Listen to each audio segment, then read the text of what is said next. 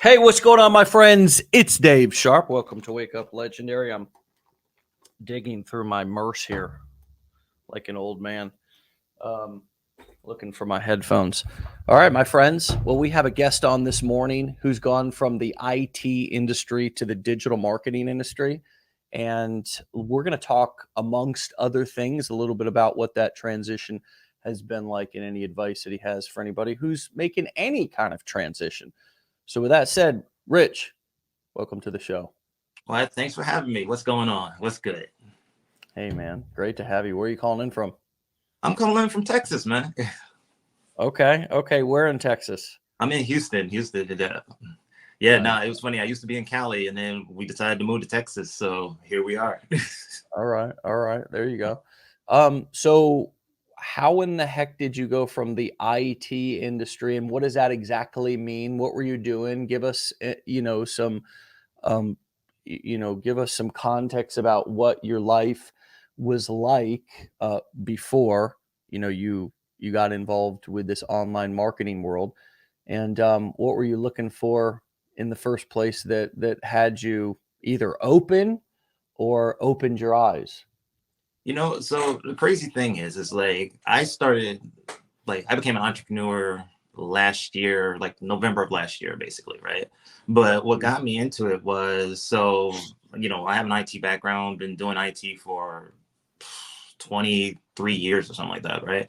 But my big thing was, and what I talk about in my lives a lot of times is I'm that dude that I can take advice. I can take advice. I can take direction. I'm always looking for counsel, but you can't dictate to me. Say you will do this, that type of thing.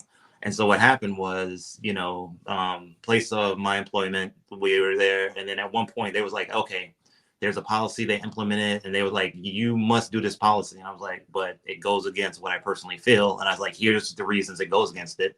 And they gave the option to some of us when they implemented the policy. It was either do the policy, resign, or be terminated. So I was just like, well, I was like, and then some of the people there that didn't want to see me leave because I had good relationships with people there, they was like, what are you gonna do? I was like, not now, not ever. I was like, I was like, all the best, thank you for the opportunity, but I'm gone, right? And Mm. so as I kind of like took a break, took a hiatus, and when I was doing that, I was just kind of like, well, you know what do I want to do next, right?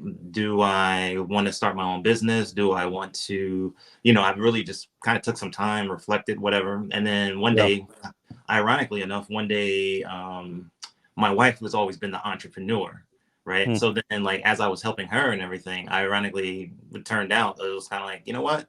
I can see myself doing something like this. But then the question became, all right, what do I do? Like, what would be the thing that I would get involved in? What would be and Mm. then all of a sudden I started to come across, like, just messing around with TikTok one day. And well, the crazy story behind it is my brother-in-law sent somebody he saw on TikTok to us. And then we started, it was a legendary marketer person, and we were checking it out. And I was just like, Yeah. yo, I could do this. And I was like, okay, look, I don't have my own business. I don't have my own product. So then I was like, all right. I was like, I'm used to being online anyway, because that was like, I'm somebody who worked remote anyway. So then I was just Right. like, all right. Once I started to kind of do some research on you guys, started to research some other people like in the field, I was like, you know what? I said, I'll give it a try. And then plus the big thing was I'm seeing different people do it. Like, I'm seeing single moms, stay-at-home moms. I'm seeing, people in their 60s. And I was like, all right. I was like, yo, it's a range of people. I said, okay, I can check it out. And then I was full speed ahead from there, basically. Yeah, that's really cool, man. Yeah. That's great. We are a diverse group. Um, Very diverse.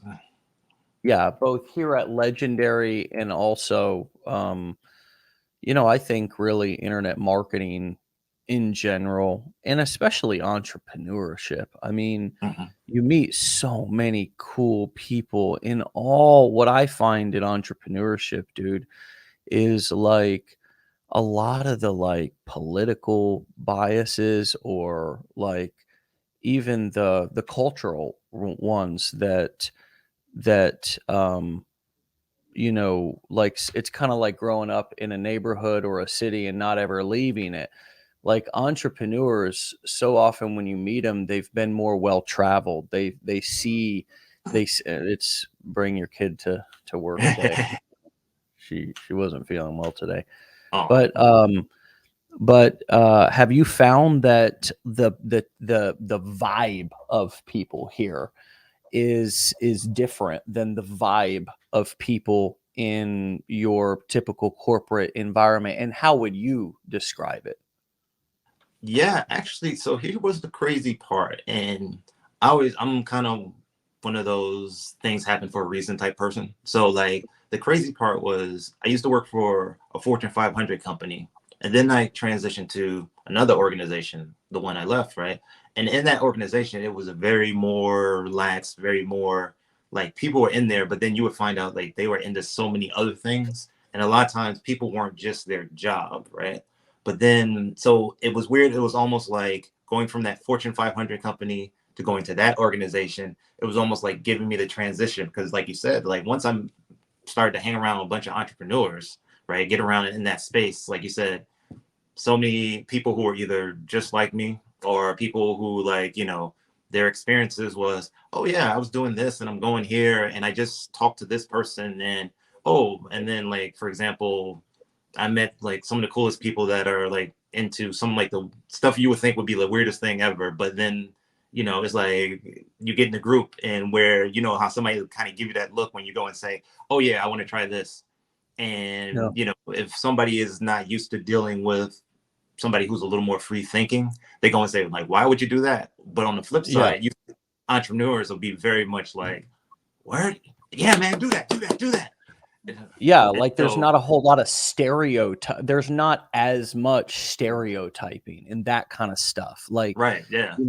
and we all, yeah, we all experience that differently. But it was just, I mean, like one example for me was just my background, man. I mean, Mhm. being a recovering addict, having a few charges on my record, you know what I mean, from Right. when I was using and just, I mean, I got arrested when I was 18, dude. You know Right, what I mean? right, I right. didn't even give my adult self a shot, Right, yeah, right. and it was just all dumb stuff related to my addiction, just, fleeing and eluding. One time I ran. Right, right, right. One time I used a license that wasn't mine. So my point is that in the world, that was a big barrier for Right. me personally, and Mm, in a way that, when I had to check that box in that application. um, but online, people have more embraced it, and there wasn't those barriers around. Like, nobody, I figured out a way to turn my mess into a message anyways. But I really love the diversity of our community, but I also love the way that entrepreneurs just really, like, it's almost like in many ways just how I wish all of society was. You know what I yeah. mean? Uh-huh. Yeah, because the thing, it's funny you mentioned that because I remember so I'm a part of another community where like it's a group of entrepreneurs, they get together every morning and everything. And so the crazy thing was, and again, all types of backgrounds, like I have a college degree, I'm like, very straight laced in the sense of college degree, did this, followed the whole process, right? But I'm sitting there and I'm listening to this dude. He's like multi seven-figure earner. And he talked about like, similar background to yours. He was like, oh, I got in trouble and I did this and I was locked up at this. But then the big thing to me was like every one of us were dialed into him because it was almost like, okay, this is part of your story, but this is not who you are. And you are where I want to go. So it like we were just all so locked into what he had to say and what he had to like, basically teach you like do this, do this, do this if you want to be successful. And the rest of it was just kind of like, yeah, whatever. And like you said, it's so funny because that type of person typically wouldn't be able to even get in the door in a Right. corporate Nobody office. would even listen to him. You Well, know what I nobody mean? didn't listen to him, right? Yeah, and that's a lot of the challenges with our. I mean, I guess I won't get into the health conversation because I'm just so not qualified there. But in so many other instances, like one great example was when I was going through treatment and all the people who were like highly educated and worked really hard for those degrees, but had no addiction experience. It was hard for me to get anything out of them, hard for me to Right. connect with Yeah. them. Whereas I walked into the office of the person who had the bare minimum degrees. I mean, they just got Right. enough to get in the door, but they got 10 years of sobriety. Right. Right. And man, those were the people that I was fixated on. You know what I Right. mean? Because you So can connect with that person, right? Yeah. exactly, man. Exactly. So I like how our community, but most of entrepreneurship, can't say all, but most of entrepreneurship, well, I'd like to say that it's more inclusive rather than exclusive. And that's a thought that I was thinking about the other day, actually, was like all the, so many marketers over the years have kind of like used the angle of like exclusive group and exclusive club and all this kind of shit. And the truth is that like what people really want is for things to be inclusive, right? Like Right. Yeah. for Exactly. them not have to have a criteria or be a certain Right. level or whatever. We've tried to do that here at Legendary, and I think me being open with my story and my background leaves room for people to also feel comfortable in their own skin. What's your approach in connecting with your audience? What's your approach to help them trust you, level with them, and connect with them despite differences that you may have, to where people are judgmental. They like to look at us, they like to say, oh, I can't learn anything from that person. Right. He's too tall, too short, Right. too Right. old, too young, too black, too Right. white, too that. People are always judging books by their. How do you One of the things that I've done is just shared my story more openly and kind of put my skeletons out in Right. the marketplace for people to see before, so I just can deal with them that way and try to turn the mess into a message. What are some of the things that you've done? Well, you know what? In my case, like even along those lines, I'm a pretty open person, right? So like a lot of times I go live every day, right? And so when I'm going live, a lot of times what I say to people is first thing I'll tell people about my background, right? Just like I say, oh yeah, I have a college degree, this and the other. But then the first thing I say, I was like, look, my goal is not to debate whether or not you should go to college or not. I was like, you do what's best for you. I said, for me, going to college was what worked. But if going to college doesn't work for you, don't do that. I said, I will say this much. Whatever you do, because I always tell people, like, the big thing is, I was like, all right, I'm going to tell you how to make some money. I was like, cool. But you got to have a certain mindset first. And then one of the things I'll say is like, yo, I'll even say, like, if I'm talking about Legendary or talking about affiliate offers, I'll even say, I'm like, look, I would love for you to come and invest and do it through me. Yeah, I would love that. But if you don't, the first thing I say is like, yo, invest in yourself. Find something to invest in. I was like, because I'm like, whether it's me, I said, when you walk away from this live, think of what you can invest in, whether it's a book. And I'll even say, like, yo, go read Rich Dad, Poor Dad, right? I was like, go read. These are some of my favorites. I was like, go do something, invest in yourself. Because then the first thing I say, and I think I connect with people with this, is like, I'll say, look, you don't want to be like a month from now, 2 months from now, a year from now, thinking like you're in the same spot. I said, look, if you came to my live, more than likely you're looking for something to do different. And if you're looking for something to do different, these are some of the things I suggest to you, right? I was like, yo, I'm about building community. I'm about sharing. So like for me, like first and foremost, even sometimes, when you get the trolls, it's always hysterical, right? And even with them, and it drives my wife nuts, but me, I'm personally, she's She like, you gets got the all she personality. gets all she gets all defensive for you, Oh yeah, and but me, like there have been protective over times you. I have like sometimes even with the trolls, I'll be like, okay, I said, I tell you what, if you can have an open mind, just listen to me for about 5 minutes. If you disagree, all good. I said, but Right. if you listen, I was like, you might pick up something. And I like in my lives, I give you free ways. I'm like, yo, you do this, you will make money from this. I was like, Right. that even before I even talk about any offers or anything like that. So the big Yeah. thing is like my natural personality is I want to get to know you. I want to like I got a more of a natural vibe of I just like hanging out with people. So like say for example, your background that wouldn't shy me away from you. That would actually bring me towards you. I'd be like, yo, tell me more. I'm sitting there like, Well, how that's did what I you? didn't realize Right, before, and that's true for everybody. right, I mean, the pastor who's sitting on the stage, and I'm just using this as an example, mm, who has the background of being going to prison and right, all this, those are always the more interesting, that, powerful, preachers, for example, in the religious field. And I gave the therapist example of right, the person who's dealing with drug addicts. You look at somebody who is the CEO of a company. My wife worked for a nonprofit mm, that um, worked in addiction in home in uh, chronic homelessness mm, and mental illness. It was kind of a three-prong approach. But the CEO there, this was when I met her. The CEO there started as the janitor, so the whole company like really right, kind of admired the guy. And there's a lot to say about that, those basic things right, that are just, how do you connect with people? This is really the right, thing that is more important than the mechanics. right, It's important to have the mechanics set up properly, absolutely. But if you think that just, okay, tell me where to point and click and then I'm going to hit a button every day, or it's not. Absolutely, we've we can point and click and point to the screen and put, that's right, a thing nowadays. right, And I still encourage everyone to learn how to connect with people in the ways yeah, that we're talking about here.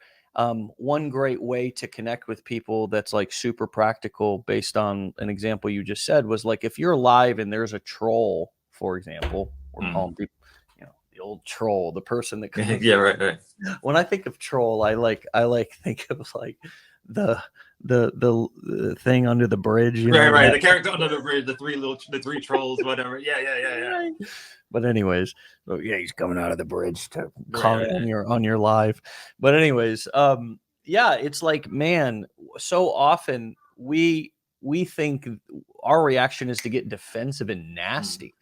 And man, that's exactly what most people are testing us to see if we're going to do. right, You know what I mean? Is this person going to react like everybody else? Because right, any time that you say something nasty to somebody or do a drive by on it, man, that 9.9 times out of 10, they're going to hit you with some nastiness right back. right. And the difference between connecting with people and becoming trustworthy, them wanting to invest their money with you and follow what you have to say, is that you react differently. You Right, yeah, react with leadership, and those things don't move you, and they don't move your beliefs in what you're saying. And I right, think that's what the big, if somebody's explaining something to me and then I ask a question or even say something that's slightly rude and it throws them all off their thing, they start getting right. defensive, nasty, lashing out at me.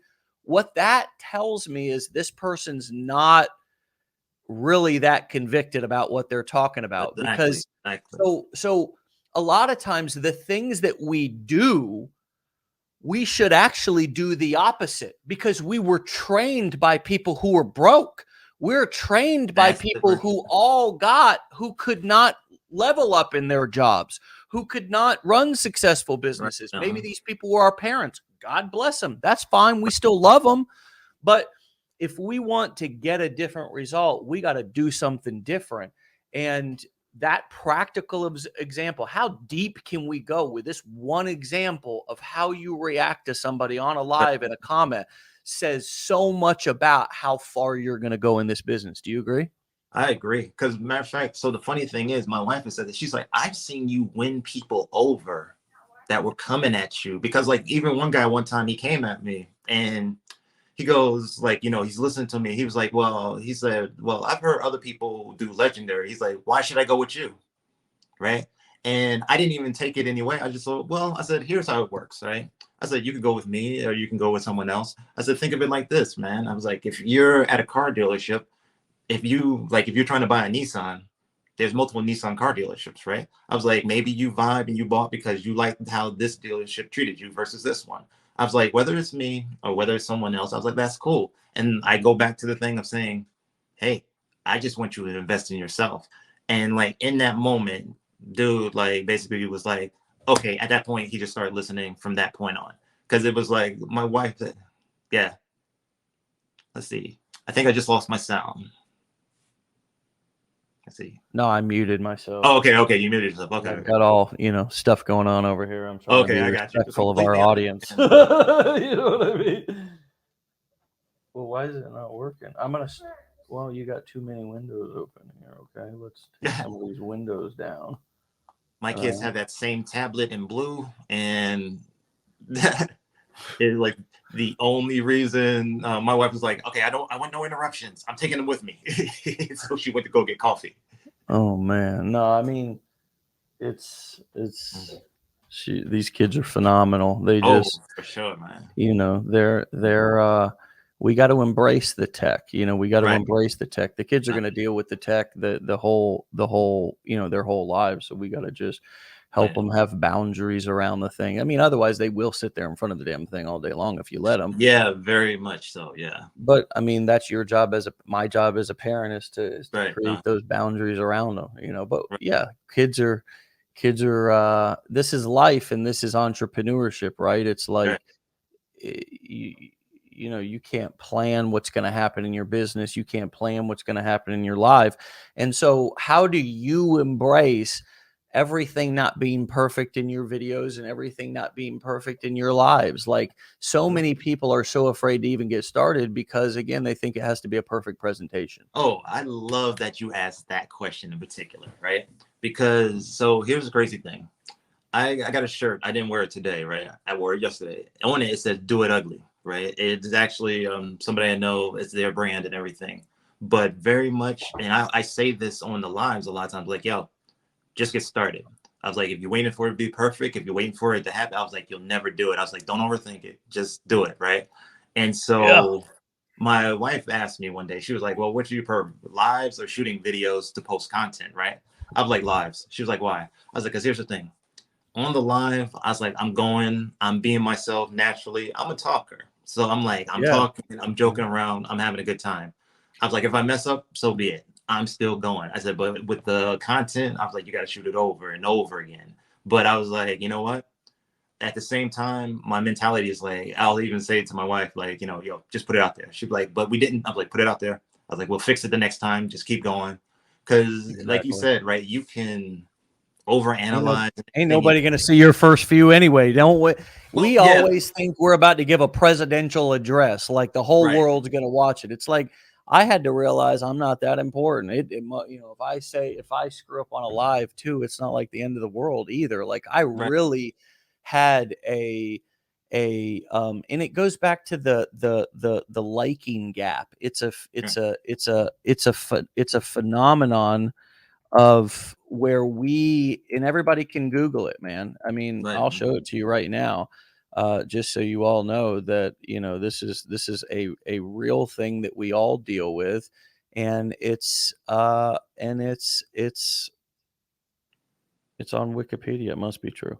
No, but yeah, there you go. Right. It is completely accurate. The liking gap is the disparity between how much a person believes that another person likes them and that person's actual opinions. Studies have found that most people underestimate how much other people like them and enjoy their company. Right. And that's why so many people are getting rich. They are getting rich just sitting on lives talking.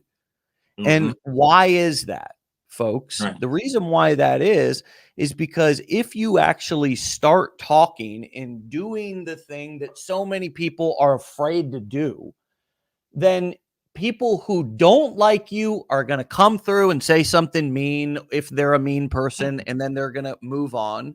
This is human beings, dude. Human beings have been doing this, tar and feathering people, get you laughing at other people's expense, sitting in coliseums, watching people fight a bull to their death. Human beings have derived pleasure. I'll never forget. My dad and I were on a job one day, and we were walking under this big building that was up on stilts, but there was this huge pipe that was going across the way, and he's walking with a drink in his hand, not paying attention. And I'm going to tell you something. This man hit his head so hard, and it dinged. It was like ding, you know. Right. You ever seen somebody hit their head, but they don't? It just stopped him, and he kind of just dropped to his knees. You know? Right. And man, I should have been right there for him, but I could not stop laughing. I was like, you know, he probably had got a concussion, but I was deriving pleasure from his pain. Right. I couldn't help it. I'm not a bad person. It's just a natural reaction. It's a human reaction. So when it's just like the liking gap. It's like a phenomenon. We can't understand it. Now I love my dad, and I snapped out of it and was like, "Holy shit, are you all right?" You know. But naturally at first, and I've always done this about my dad. Like I've always, if he was doing something that he looked frustrated or whatever, I would laugh. Like maybe I just felt safe to be myself with him. Right. But either way, this is life, and this is what's gonna it's what's gonna happen out on the internet as well. And so, you know, when we you know are able to you know kind of expect that and know the reason why people are getting rich sitting there talking on lives is because if you stay persistent and consistent, which is your words and you can comment on that, but when we say persistent and consistent, the people who do resonate with us do find us. That's right. And that's where the magic happens. And you have to sit through a bit of the uncomfortability of getting the campaign and your business up off the ground to find your message, find your confidence, find your flow. And that might take a matter of days, weeks, or even months.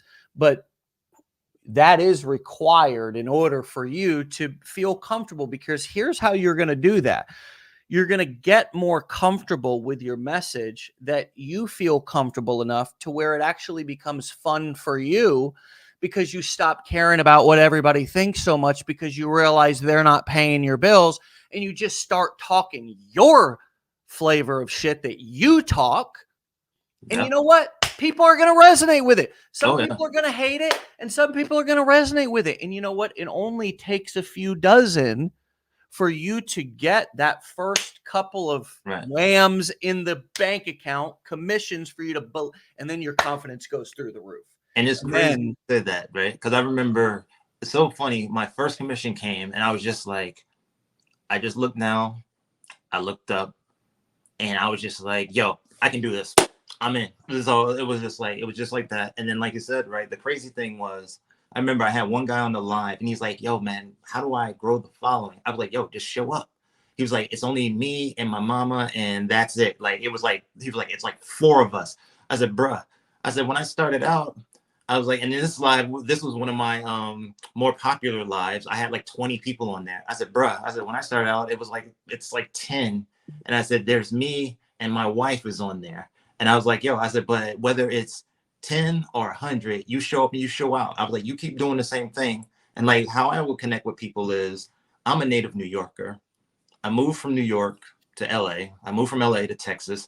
I also went to school in Virginia. So I start, like, as soon as people start coming on and they tell me where they're from, I'm like, yo, I'm from here. I was like, yo, I grew up here. I went here. So I start connecting that way. And then I start talking to them. I'm like, yo, I was like, hey, just to let you know, my background's in IT. I was like, it's not even in marketing. So I'm like, I was like, you can do this as well. And then I start talking. And then I use that to my advantage too, personally, with the construction thing. Right.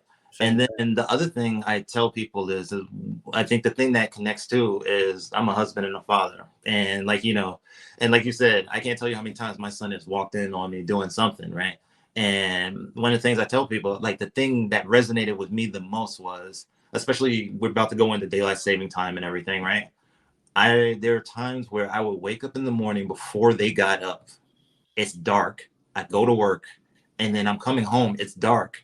I'm home. I walk in the door and they're getting ready to go to bed. And I'm like, yo, I was like, okay, I got to do something different, because my boys, they got crazy personality. Right. So I love hanging with them. So I was just like, okay, I got to do something. But yeah, no, that's the big thing for me. Like, I was wilding because you use the persistent and consistent, because I tell people, I'm like, yo, if you show up, people just rock with you. And Yeah, it's yeah, crazy. It's great. Like right now, you don't really have to pay for advertising. It's the great. It's right, you had to before if you wanted to get big reach, like, or you had right, to be really persistent and consistent on YouTube, man. right. Like before the short form video explosion, and I know a lot of y'all think it's about TikTok. It ain't about TikTok, man.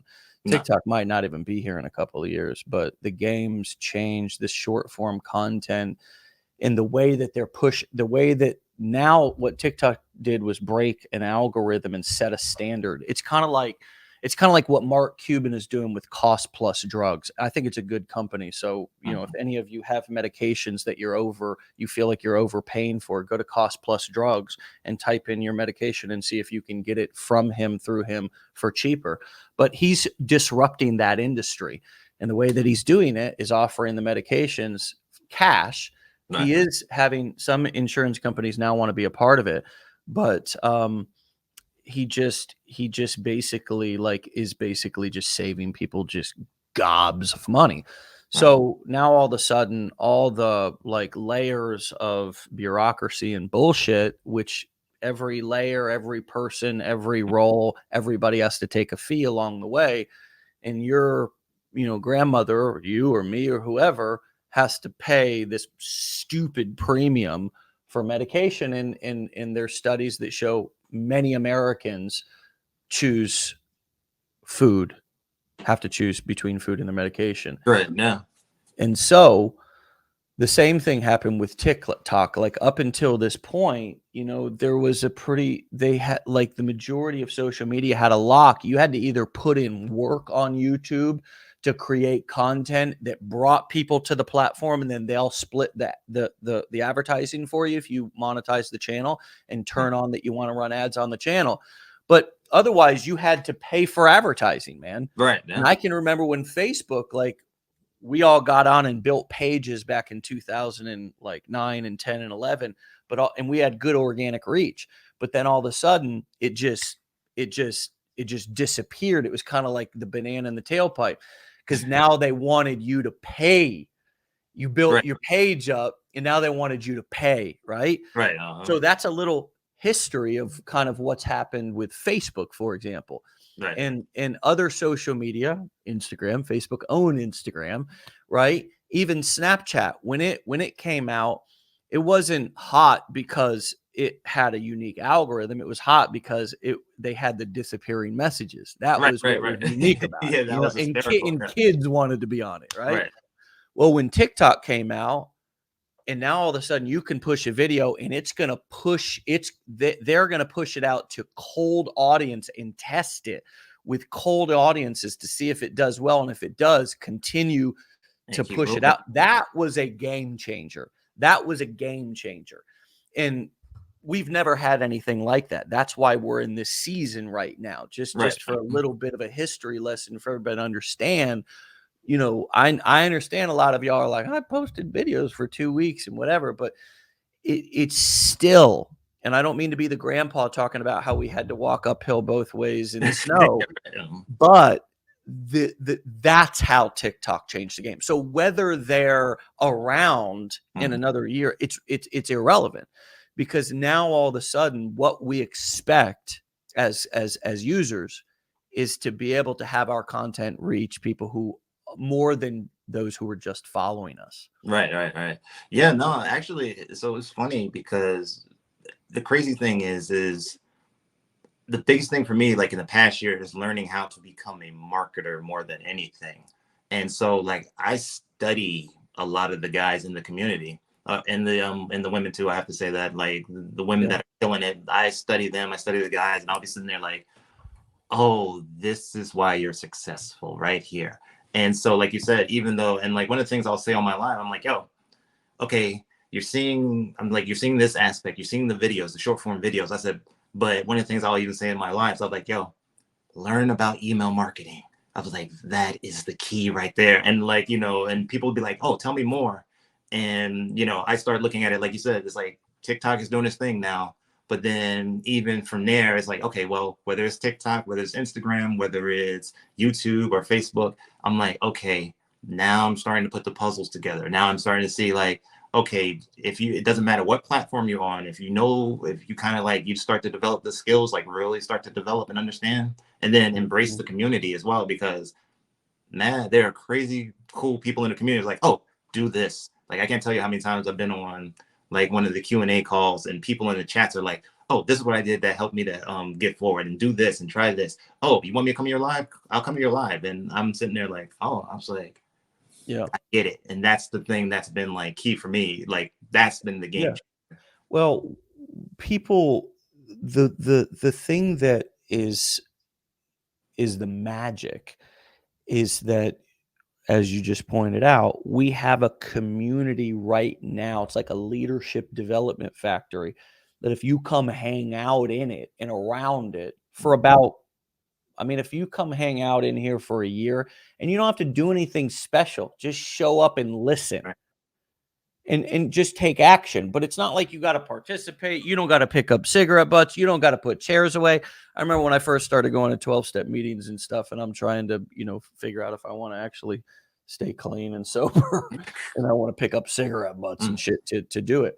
But that was the service work. That was the service work aspect. I learned how to give back. I learned that selfless work, getting out of myself, was the way to stay clean, and I've realized the way to make money is the same way. Stop worrying about my own selfish needs and go out there and over deliver. And so, the lives, it's like we go live. We should only be doing 10 to 15 minute interviews every day. Like, Right. would be good enough. But man, it's like we do 45 to an hour, because it's like, let's talk until right up till that point to where it'd be too much if we kept talking. Right. But it feels like it's a lot. Like, people walk away like, damn, man. You know what I mean? Like, that was a lot of value. Yeah. It's just, it's the way to win. It's the formula to win. It's Right. just, over delivering that value. But anyways, it all starts with coming and hanging out and listening. You just have to listen and be in the community and watch others, and don't particularly follow everybody down a rabbit trail right the first time you hear it. Right. But become observant and listen and learn, and then make sure that the actions that you're taking are purposeful. Well, actually, yeah, it's funny, and you hit it right on the head when you say that, because even, when I do the lives, a lot of times, the first thing I'll even say, like during the live, I'm like, look, even if you vibe with me, even if you rock with me, right?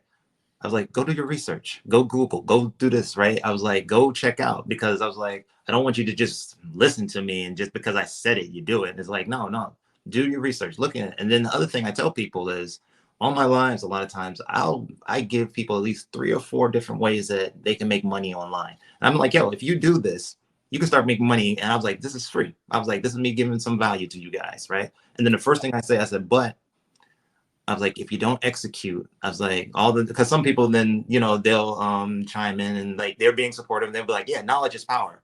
And I go, no, I was like, knowledge is potential power. I was like, if you don't execute on any of this, right? I was like, it's no good to you. I said, so then it's wasted knowledge. I said, like right now, you guys, some of you guys that want to make money, I was like, if you execute on the things I just told you, I was like, you can actually start doing well online. I was like, you got to do it.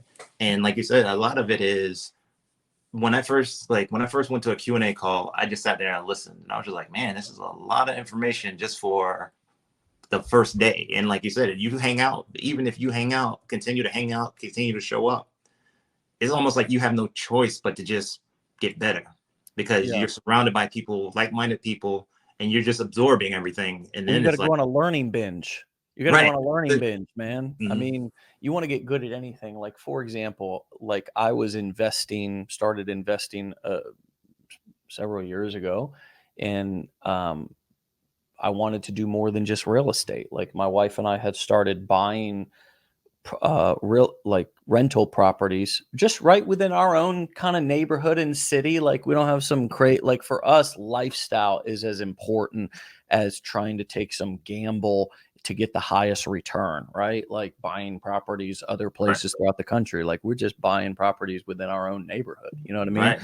Right. But we wanted to get into more. So I went and I hired a stock, stock broker and at a company. And I didn't know. He said, "Oh, I'll charge you 1.5% of your portfolio to manage it." Oh, I didn't know. Okay. And guess what I did? I just started stocking money away in that. It didn't matter. The fees didn't matter at the beginning to me. Right. Because I didn't have any money in it anyways. Right. You see what I'm saying? So it was like I could have sat there and like gone on a learning binge or whatever to make sure I knew everything before I got started. But what happened was I started stocking away a few $1 million, right? Yeah. Over time. Right. And now all of a sudden, man, that 1.5% that he's charging me, that's a pretty damn big fee. You know what I mean? So here's what I did. I went on a learning binge. I said, hey, hold on a second. I mean, let me educate myself about the financial, the broker space, the wealth management space. And what I found out through binging on content from Warren Buffett, from Charlie Munger, from, like not money managers, entrepreneurs like Warren Buffett, who there's a difference between how Warren invests in stock and company and how the average person invests. The average person invests in stocks like it's a gamble or like it's a casino. Like just I hope it goes up. But Warren buys a company and then hopes to get his hands and his impact in to help the company grow. Right. So he's got more of an advantage there. But the thing that I learned is that the average money manager can't beat the market. And there's a thing called an index fund that just follows the market. And it invests in all, like, for example, it's an index fund that follows the S&P 500. It evenly invests in all the top 5 companies in the in the S&P 500. And you're well diversified across those companies. I think Vanguard's the company that invented them. It's a next to nothing fee. And you're not the reason why I don't buy crypto is because back when I owned crypto back in 2017, I was checking it constantly, refreshing, see if it went up, seeing if it went down. Right. Yeah, I made a few dollars, but it was stressful. Right. Yeah. The same thing happens with investments. When we're buying stocks and we're trying to time the market, I learned from listening to Warren Buffett, it's about time in the market. So my investment strategy shifted after going on that learning binge in learning about what ETFs and index funds were, which they're basically the same thing, and how they were different than an active manager from a company like Stifel or Merrill Lynch or Goldman Sachs or who's going to be managing your portfolio for 1 to 1.5, even 2% of your total portfolio value. And you're going to pay that fee whether that balance goes up or whether the market goes down, right? How did I learn about that? But Victoria, it's not important to me it's not important for me to invest in cryptos. See, that's the difference between me and what I'm trying to explain to people right now is that's what I learned from listening to people like Warren Buffett, listening to people who are a lot wealthier than me. Is they said, find your core competency, your circle of competence that you understand and that you know is going to be a safe, solid strategy, whether it be for your investments or whether it be for your business. And for your investments, for me, my safe strategy that I understand now is real estate and index funds. Right. And you go and listen to anybody who's got a lot of money, who's not trying to sell you their service to manage your portfolio. They'll likely give you similar advice because the number one rule of investing is never lose money. And the second rule is, if you ever forget, refer back to rule number one. Number one, right. So many of us are looking for a secret explosion of returns or ROI or some secret strategy instead of just saying time out. What can work for me that I understand and that I know I can be persistent and consistent with over time. And I'm not going to one day wake up and say, you know what, I'm bored of doing this and I want to switch directions. Right. What comes up for you as I talk about that persistence and consistent from that angle? You know what? It's just like what you said. Like, actually, it was funny. I watched a video of Warren Buffett one day, him talking about that very thing, because he was just kind of like, he was like, I forgot how the exact term he used, but it was kind of like, it's the transferring from non-intelligent people or ignorant people to the intelligent people of how like money gets transferred, right? Because it's almost like you gotta basically, like you said, you can't be like up, down, up, down. You gotta almost have like a straight, even kill approach to all of it. So that was the thing, like for me, Emotional tolerance right? is, Like even yeah. with me, Wait. mhm, He says that you don't have to be smart to be a wealthy investor, right, because a lot of times the smarter you are, the more you think you can beat the market and you can predict be what's going right, to happen. But it's more about emotional tolerance and not when a struggle comes up or the market right, dips a little bit, like selling and panicking. right. Right? Yeah, no, that's key to me. Like my personality, I'm very like, my wife always makes me laugh. She's like, "Why aren't you upset?" I was like, "It's not gonna make a difference." I'm like, "We're good." And then she looks at me and she's like, "We're good." I'm like, "We're good." And so basically, like, because like you said Well, with I crypto. wish I was like that, because I'm not. My Mhm. emotions go up and down and blow with the wind. So I need a strategy that I know. That's why this is important for people who are maybe don't feel as kind of, who don't feel as emotionally stable, right? Mhm, As you're describing, kind of emotional, like, and mhm. for me, I Right, can go high, I can get sad. I got a lot of I you got a got lot. I'm right, a deep feeler, right? right, And you're probably a deep feeler too, but you just process differently. right, But because I process feelings like that, I got to be really conscious of myself that I might get a feeling like F this, or I'm right, gonna just, and or like with investments, like I might panic and have the tendency to sell. And so that's why index funds, instead of owning individual stocks, would be a better play for me, because right. it's a longer term, more boring strategy. Oh So yeah. know thyself. Right, exactly. That's why, like, it's interesting, right? Because you mentioned crypto. Like, I invest in crypto, but like the thing I remember, like, first when I got into it, somebody said you need to have a very calm personality if you're going to invest in crypto, right? Because yeah, like you said, it will fluctuate, and so I would laugh because I would just kind of go and look and go, I'm up. I'm like, all right, cool, cool, cool, and then when it go down, I'm like, I'm down. All right, cool, cool. It was like, and what I tell people, like even on the lives, I tell people, I'm like, yo, the big thing I talk to people about, I'm like, yo, the way the economy is, the way that we hear about recession and all of that, I was like, hey, start. And like you said, binge learning, binge. I was like, yo, this is the time to invest. This is the It is. time to learn about like real estate, stock, crypto, whatever it is. I said, because, and then, I'll tie it in. I'm like, hey, and that's why I'll even say, I'm like, yo, whether you invest with me or not, I was like, find something to invest in. I was like, learn how to take your money and then learn how to use it to work for you. Don't let it like, I was like, most of us for all our lives, our money has been unemployed. So I was like, yo, start having your money work for you and figure out, I was like, whether it's with me or not, I was like, learn something. Like you said, binge on, and then I'll turn around and be like, afterwards, execute. And that's the big thing to me. Like I would be like, learn and then execute on the thing that you learn. Yeah. Like I remember even one time, like the hysterical thing, how I started going live. One week we were in the Q&A and Matt goes, hey, if you guys want to do better, go live. I think the next day I started going live and I've been going live like ever since then. What's been something else that you mentioned, the live? I would assume that's a blueprint coaching session. Yeah, it was a Q&A session. Yep. What would how has that impacted going through blueprints, attending those calls? How has that helped?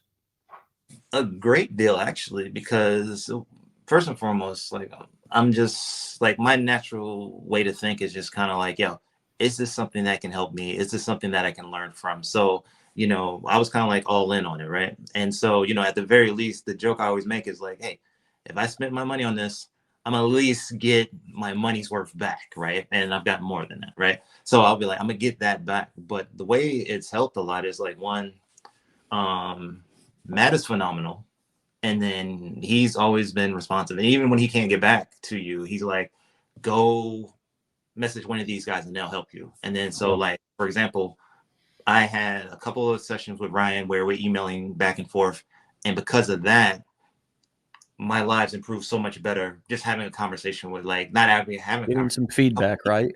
just some feedback. Because one day I was just like, I thought Crazy, about it. man. I was sitting on the Q&A and I just go, I bet you they'll audit lives.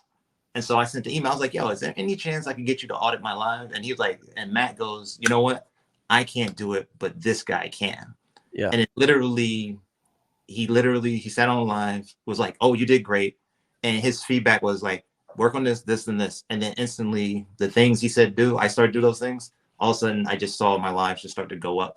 And then the other thing was I started to just become more naturally who I was while speaking. Yeah. And then the big thing too is there's the community of the people that support you, but then there's the community of the people who are doing it with you. So like, you know, everybody, like I said, on the Q&A sessions, you have people that are like, oh, what's your account name? And they start following you. And then all of a sudden you start seeing them come up on your live. So then like the next thing you do is you start going on their lives, because it's like everybody starts supporting each other, because everybody's at different levels in their journey. But, you know, in the end, everybody wants everyone else to do well. And like, even I'll see sometimes like, you know, Matt can't get to all the questions. So it'll be like somebody will ask a question and then people in the chat are like, no, do this. This is what we did. And it's like, yeah, and if you have a problem, check this out. And so it's almost like, okay, when the teacher can't help you, you got a bunch of other proctors that can help you as well. And that like, and then the big thing too, you know, with the blueprints for me, like the big thing was being able to go back and like say, even when I went through all the blueprints, as I went through them, I was kind of like, okay, well, you go through it the first time, then I was like, you know, do it ugly, get started, go right away, right? But then it was like, okay, I'm at this point in time. You know what? I think I saw something about that in the blueprints. Let me go back and rewatch this. Right. Oh, this makes so much more sense to me now. Yeah. So that was like my big thing, like, you know, instantly, like you say, just go. Don't think you have to know everything. But it's like when you get to a point in time, it's like, oh, you're gonna they're right there. Go back. Yeah, right. Go back and restudy. Yeah, it is. That's valuable. To it's kind of like reading a book and you see something the second time you didn't see the first time, you know. Exactly. I mean, or you understand it differently or more now, right, yeah. Because you've got more experience or more context. You know, it's a really simple thing. But we don't give ourselves a chance sometimes. You know, we're in a microwave society, man. And the speed at which we want to accomplish things has become so perverted over the course of the last 5 years or so, because of Uber Eats, because of, I mean, you know, now we're paying people to deliver the fast food to our door. You know what I mean? And I'm not saying I'm not right there with everybody. I'm right there with, I mean, that's just where we're at. So we got to still make sure that we have realistic expectations on how long and what it's going to take to be successful in anything. Because even though your fast food, your Big Mac might show up at your door a lot faster, and you might not even have to get in the car and drive to go get it anymore, you're still going to have to do the work to build your business. Like, I've not found anything that's going to deliver it to your door quite like that. However, you know, this is it. This is as many people that I've seen anywhere that are new, succeeding, doing something that is truly a sustainable business. It's truly a scalable and sustainable business. Why? Because the skill sets are sustainable. The skill sets are they can transfer. They're transferable skills to other industries, to other offers, to stack offers inside of your email follow-up series, to create multiple streams of income from within the same business. If a product ever goes out of business or stops converting, it can quickly be replaced. The business is not ever, as an affiliate anyways, the product that you're promoting. It's you and your ability to be able to create content and then can generate traffic to any offer Well, that you that was want. the crazy part too, because I remember one day, you're live, so you can get any question, right? And then somebody asked me something, and I sat there for a minute, and I said, it's not a space I would work in. And I remember going, well, I was like, if I was you, this is what I would do. I was like, start thinking creatively. And like, I rattled off like 3, 4 things like right away. I was like, if I was you, do that. And like, and it was a space I never was in, but then that's when it hit where, like you said, if you focus on developing the skill set, like really study the skill set, right? Not just go and say, oh, okay, yeah, I'm going to do this video, it goes viral. It's like, no, no, no, no, no, no, no. Start to really understand why. And then I was just like, and then after I said it, I walked away. And then I did the live, I finished the live, and my wife was like, where'd you get that from? I said, nah, babe, I just was thinking about it. She was like, oh, you really are getting more of an understanding, because it's like, once you start to really get that skill set, because even one time I gave an example, I was like, if I was in this space, I would do this offer, this offer, this offer, and this offer. And I was like, you could wrap it up into this. And everybody on the live was just like, oh. And so that was the thing. That's the big thing. Like you said, like once you really start to understand, that comes from hanging out in the Q&As, getting to bond within the community itself and everything. So And sometimes hearing the same thing over and over again, a lot of the reason why we keep it simple, the reason why I'm talking about the same things now that I was talking about 550 plus episodes ago. Jalen, our videographer and editor, let me know that the other day. It was 550 plus. And so if you go back and listen to a lot of those episodes, I'm talking about the same things, man, the same stuff. Why? Number one, because it works and it's timeless. Number two, because people need to hear the same thing over and over again. yeah. Like so many of us think we need to, oh man, I'm tired of hearing that or heard this before, whatever, but you didn't hear it if you aren't doing it. You know what I mean? Like we think we heard something, but you didn't hear it. And how do I know you didn't hear it? Because there's this great story about Picasso that that somebody told. Or no, who was the famous, maybe it was Mozart. He was created the symphonies, right? Wrote symphonies. Well, somebody came to Mozart and was like, oh man, teach me how to write symphonies like you. You've been writing them since you were 12 years old. And he says, but I wasn't asking anybody how to do them. I wasn't asking anybody to show me. Right, you know right. what I mean? So the reason why I know that people aren't doing certain things, even though, they say they are, is because you don't have the result. Right. If you were doing it consistently enough and you were staying in the pocket, working I watched this. Are you a hip hop fan? Oh, you know it. Big time. Come on, me too. I mean, I'm a 90s baby. I mean, I didn't grow up with Metallica and Nirvana. Right, yeah. I grew up, I mean, I did, but I grew up with Tupac and Biggie and Bone and all these other guys. Right. Mace and Puff and all them boys. But man, I watched this documentary about Little Baby the other day on Amazon, and he's a rapper from Atlanta. And the way he went from zero to hero, man. You know how big he is. Right. And a lot of people don't like his rap. They say it's mumble rap, it's this and that. But the truth is that the cat can rap. And he's good.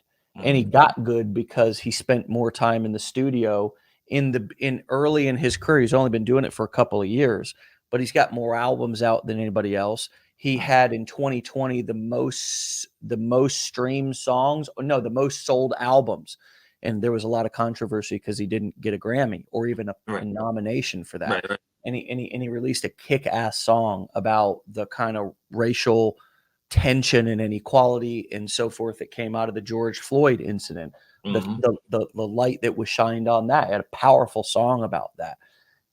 Anyways, got no nominations. No, the Grammys are didn't get that love. Yeah, oftentimes bullshit. Anyways, because they're not by the people. It's by some board that nobody knows. But anyways, well, how did he get good? He practiced. He rapped more than anybody else.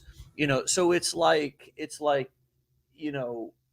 there's no, even though we're in this microwave society of where your Big Mac gets delivered, there's no shortcut to success. And the longer that we're like open in looking for that, like that shortcut, that magical fairy tale, the perfect guru, the perfect mentor, the perfect course, whatever, the longer we're prolonging our suffering. Do you agree? I agree, because even with that, like you used the term the perfect mentor. For me, the perfect mentors that I've had, they will tell you the first thing I say is like, look, if you're not willing, matter of fact, before they even take you on as a mentee, they will be like, unless you are willing to do the work, I might not be the person for you. If you think it's going to happen overnight, I might not be the person for you. And like you said, right, like I look at it like this. Like I said before, the funny thing is like, did you get it? Did you hear it? Jim Rohn has the best line I heard him say. He was like, yeah, you read it. Yeah, you heard it. He said, but did you get it? You know, basically, did you pick it up? Right. And going back to what you're saying, it's like, I'm pretty sure if I was to look at like one of my lives back in June versus me now, it's two different people. But if I had been like, well, I'm going to wait until I'm perfect and then go, well, here's what would happen. If I was to start today, it would still suck. It would just be perfect in what I think it's perfect, but it would still suck then. No, it would still suck. You wouldn't even think it was perfect. You know what I mean? Right. Because there's a difference between knowing something. You don't know something until you do it. A lot of times we think we know it because we've listened, but you don't know anything until you've applied that. I don't. You don't know anything until you've actually taken that knowledge and applied it. You heard it. Right. You heard it. And so a lot of that's why the response I know is actually so funny. When you're talking to somebody who's not done it. I know. Right. Now you don't know shit because because you ain't done a damn thing. You've heard. Wait, hold on a second. You should say, I've heard that. And that's really how, like, that level of being specific about how I talk to myself and the honesty, that's self-talk. I mean, if anybody's wondering what's self-talk, how do I, we hear these things. What's self-talk? Well, that's self-talk. The words that come out of my mouth that where I'm talking about me is self-talk. Let me say that again. The words that come out of my mouth to the world, to other people, when I'm talking about me is self-talk. So for example, if I'm like, that damn boss, he's sorry ass son of a gun. And that's my message to my, at home around the dinner table every night. Come on, man. What message am I sending? Oh yeah. You know what I mean? So it's how I describe myself and the responsibility that I take, I think is a really big deal. And it's really the difference between being a victim or a victor in your life. Yeah. And everything as a boss, if you want to, I'm talking about hip hop. I think it was Snoop that said, you got to pay the cost to be the boss. You got to pay the cost to be the boss, baby. The reason why you ain't the boss right now in your life ain't because it's simply because you ain't paid the cost. And here's the thing. You can't buy your way in. Right. Yeah. Paying the cost ain't got nothing to do with money. And that I think is another big misconception about success is, well, I bought the thing. Well, I paid the thing. And isn't that weird how we try to get guarantees before we buy something? Like, I just want to be sure that if I buy this, and it's like, I don't know what you're going to do with this once you buy it. You tell me. There was a guy on the live one time. He was just like, can you guarantee me this will work? So I said to him, I said, look, man, I said, here's real talk. I can't guarantee you squat, right? And I said, I'll take it one step further. I said, if anyone ever guarantees you anything, walk away. I said, because I said, here's the truth. I can't guarantee how much work you're going to put in. I can't guarantee if you're going to study. I can't guarantee if you're going to execute. I was like, look, we're talking, and like you and I are talking, we're seeing each other face to face. Well, virtually face to face, right? Yeah. But when I'm on my live, I don't see these people. I can't tell. Are you serious? Can I see a look in your eye or something like that? No. I was like, dude, I was like, all I can tell you is this. I was like, there's a track record of people who've done it.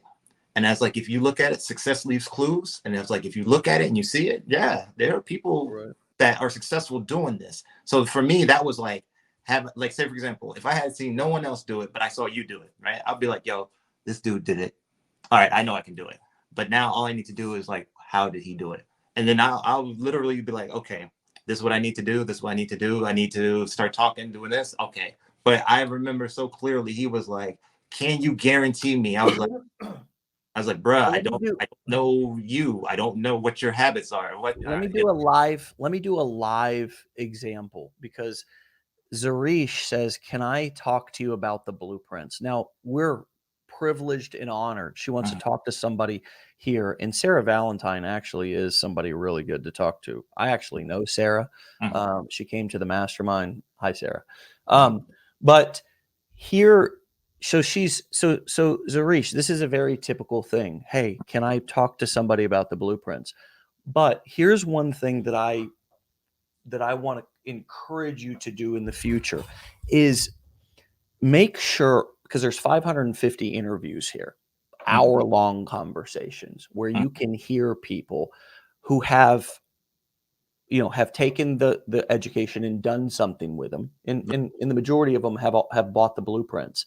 So often we want somebody to tell us, and using a recommendation or referral or talking to somebody is not an abnormal thing.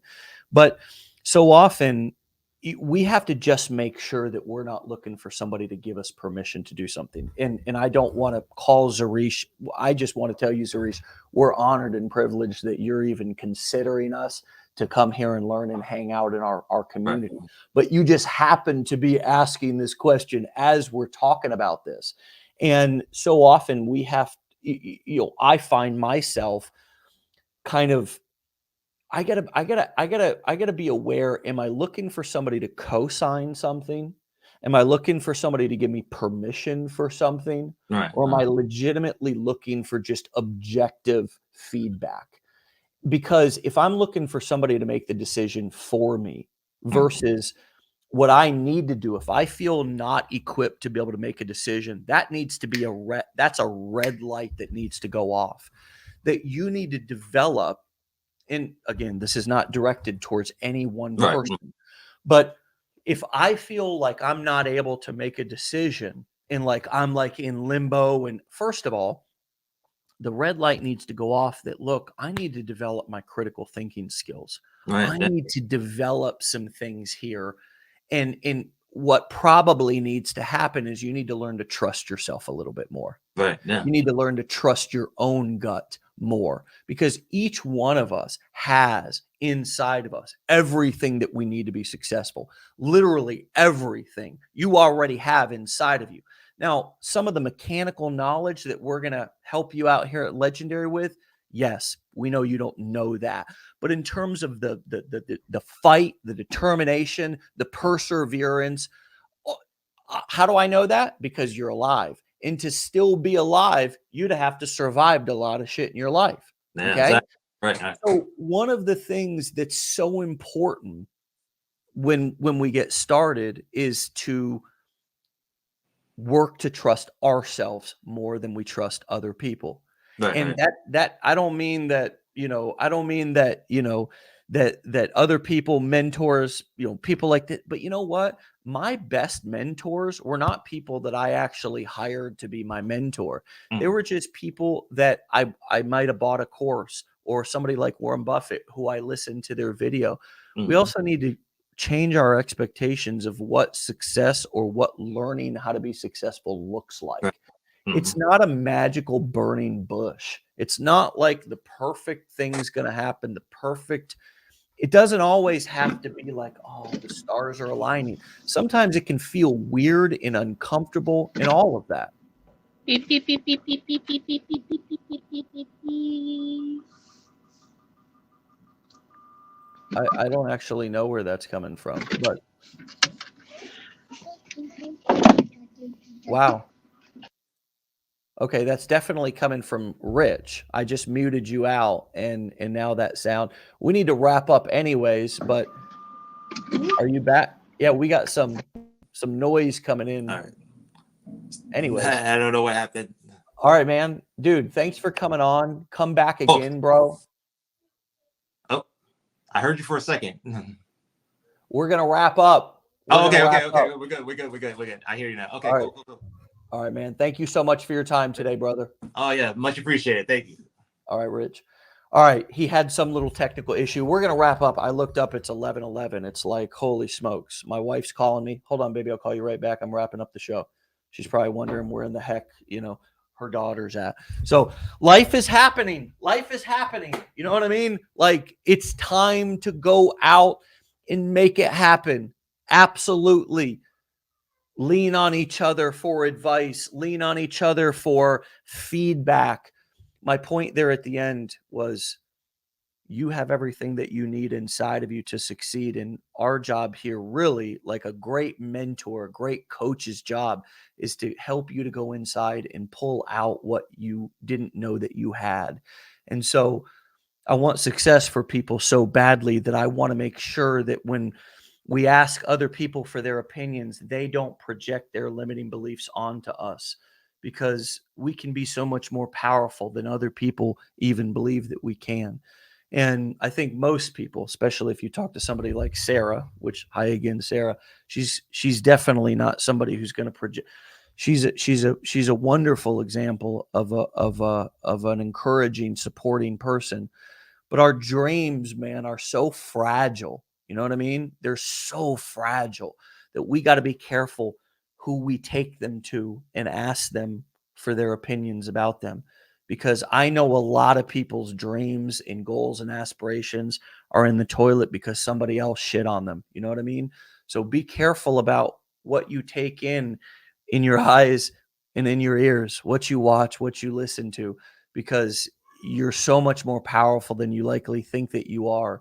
And so often people project their limiting beliefs onto us. And like, I think that's one of the worst tragedies that happens in life. So anyways, have a great Friday. We'll see you back here again for another episode on Monday. Have a great weekend. Be legendary. Get out of here. Rich, thanks again. Go ahead and follow him on Instagram at Run This Play LLC. And he's on TikTok at Run This Play. Again, Rich, thanks again, my brother. Really appreciate it. Y'all, go on. Get out of here. See you on Monday. Peace.